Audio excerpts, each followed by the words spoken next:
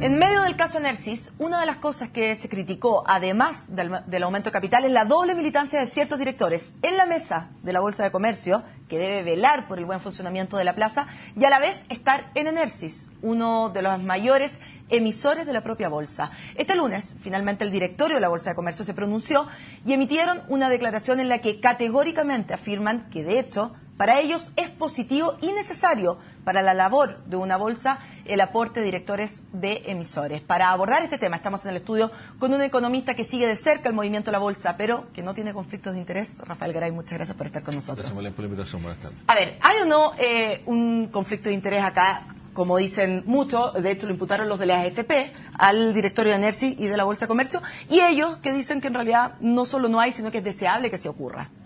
A ver, deseable lo descarto plano. No estoy para nada de acuerdo con que sea deseable. Ahora, dentro de... si tú tomas el director de la bolsa, ¿cierto? Lo que se busca es el buen funcionamiento del mercado bursátil general. Cuando tú te vas a un actor individual, el caso puntualmente Enersys, porque es el caso que ha sonado, ¿cierto? Tú estás hablando de una empresa que tiene planes de inversión, que tiene estrategias, ¿cierto? Y que eso se ha reflejado en algún momento en la bolsa. Teniendo la mejor buena fe, teniendo la mejor expectativa de que no se va a compartir la información de los directorios, etcétera, a mí me parece que es natural que algo de trasvasije información hacia un lado a otro va a haber. Quizás no información privilegiada, pero sí por lo menos una dosis de información mayor. Y yo creo que en ese sentido, por lo menos por una señal de transparencia, los directores de la bolsa deberían abstenerse de participar de sociedades anónimas que transan en la misma bolsa porque se presta para malos entendidos y al final terminamos con un mercado financiero al cual la gente le cree poco y que tiene el nivel de profundidad muy menor que tenemos en el caso de Chile. A ver, pero esto es para cualquier empresa que esté abierta. Le pregunto por lo siguiente, porque en el caso de Enersys se ve mucho más patente porque, a ver, influye en un 6%, pesa un 6% dentro del IPSA. Por lo tanto, obviamente tiene un peso relativo mucho mayor a que eventualmente otra empresa que muchas veces 0%. Yo creo que las cosas que parecen malas prácticas, independiente que nunca en su vida, y no tengo por qué dudar de la integridad profesional de estas personas, digamos, pero independiente que nunca hayan hecho utilización de información privilegiada en su vida, yo creo que en esta oportunidad, más que solo ser, también hay que parecer. Y en ese sentido, yo preferiría que la gente que participa en el directorio de la bolsa no participe para nada en ninguna de las sociedades que transa en el IPSA o en el ICBAN. Yo prefiero cortar ese flujo de información. A ver, al final la información se va a hacer igual, conversaciones de pasillo, pero no hagamos que la institucionalidad apoye eso, sino que por lo demás lo rechace. A ver, nosotros preguntamos durante todo el día esto en Twitter a distintas personas y nos llegaron, la verdad es que solo una opinión. Esto es personas que común y corriente, digamos, que están dentro de esta red social. Y para ellas la mayoría decía, es éticamente inaceptable. Acá estamos viendo Marta Salazar, éticamente inaceptable por el conflicto de interés, lo que estábamos hablando. Carlos Muñoz dice, esto es un lindo club. Después hay otro, que es Carlos Correa Bau, que dice, otros países con mercados más profundos lo tienen prohibido. Y Rodrigo González, por último, dice, esa duplicidad es antiética y facilita la corrupción empresarial. ¿Todas estas opiniones un poco van en línea con lo que usted estaba opinando? Claro, me cuelgo un poco la opinión respecto a la profundidad de los mercados, ¿cierto? Y a estos conflictos de interés. Yo no me atrevería a hablar de un tema ético, porque eso tiene que ver mucho con el comportamiento de las personas. Frente a una situación, digamos, y frente a una institucionalidad, tú puedes actuar ética o no éticamente. Eso tiene que ver con la actuación individual de los directores y yo no me manifiesto sobre eso. Pero respecto a la participación, a mí me parece que no contribuye a la profundidad del sistema financiero, como ahí decían, cierto, uno de tus auditores, esto empieza a parecer una suerte de club donde tenemos enroques permanentes en todos los directores del país y eso no le hace bien en ningún caso al funcionamiento del mercado de valores, porque al final lo que percibe el pequeño inversionista, si uno quiere llegar a masificar, obviamente hoy día no lo estamos, pero si uno quiere llegar a masificar tiene que dar señales de transparencia y las señales de transparencia no funcionan con sillas musicales de directores que se cambian y que participan en todas las empresas, sino que a través de la incorporación de por ejemplo, directores independientes, que si tú revisas un poco la evidencia reciente, no solamente en el caso de Enersys, los directores independientes han tendido a tener opiniones bastante distintas a las opiniones de los controladores, y no solamente en este caso Enersys. Entonces, ¿eso qué te está diciendo? Que la gente que viene de afuera, que tiene redes distintas, que opina salvaguardando, por ejemplo, los intereses de los minoritarios, obviamente tiene opiniones distintas y en ese sentido creo que la institucionalidad debería reforzar y de alguna manera evitar que se produzcan estas cosas que por lo menos levantan ciertas susceptibilidades respecto al funcionamiento del mercado financiero. Claro. En este momento estamos hablando, por lo tanto, de un eventual cambio legislativo que tendría que haber en el funcionamiento del mercado de capitales. Sin embargo, también hay muchas voces que dicen que también es peligroso cambiar leyes y empezar a modificar legalmente tras cada caso de conflicto que hay. ¿Qué piensa usted al respecto?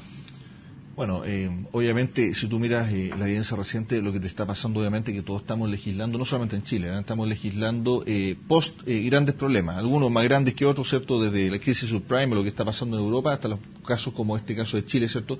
Que va a ser bien preciso, de acuerdo a estimaciones de Felices Forrado. El impacto en la bolsa entre jueves y viernes de cuando se inicia la operación son pérdidas de 3.500 millones de dólares para el IPSA en su conjunto, básicamente por esta operación. Entonces, obviamente, es un impacto muy grande por un mercado muy chico. Es cierto que después de cada evento que pase, uno no debería estar legislando. Perdón, son esos 2 días que hubo esa pérdida, pero después se recuperó. No se ha recuperado del todo, pero se ha ido recuperando. Claro, lo que pasa es que a mí no me gustaría que por una operación mal anunciada, mal comunicada, como el caso de que el mismo Enersia al final se echa hacia atrás, o Endesa España, ¿cierto? Diciendo que eventualmente aquí se está lesionando de alguna manera la fe pública. Bueno, yo no quiero que porque la fe pública se haya lesionado yo pierdo plata en mis acciones. Y no lo quiero para ningún accionista minoritario, no solamente la compañía que la anuncie, sino que también de todos los inversionistas. Estamos hablando de AFP, etcétera. Entonces yo siento que se lesionan de alguna manera las confianzas. Y respecto a lo que tú me dices, yo creo que obviamente es mucho mejor ser proactivo.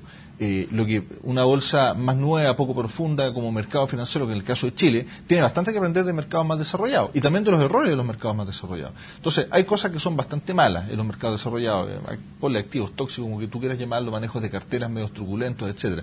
Pero también hay cosas buenas, y dentro de las cosas buenas está justamente esta separación entre quienes se encargan de la institucionalidad general, donde todos concurren con sus acciones, que es el mercado bursátil, y las empresas individuales. Y esa separación existe en los mercados más desarrollados y ha ayudado, la evidencia empírica lo muestra, a profundizar mucho más esos mercados, porque da señales de confianza y la gente concurre con mayor tranquilidad a poner sus recursos dentro de la bolsa y no solamente dentro de las alternativas de renta fija, etcétera. Y eso va a ayudar a que más gente concurra a invertir, va a ayudar a profundizar y va a ayudar a financiarse las empresas, pero en la medida que exista este conflicto la gente tiende a, de alguna manera, echarse hacia atrás.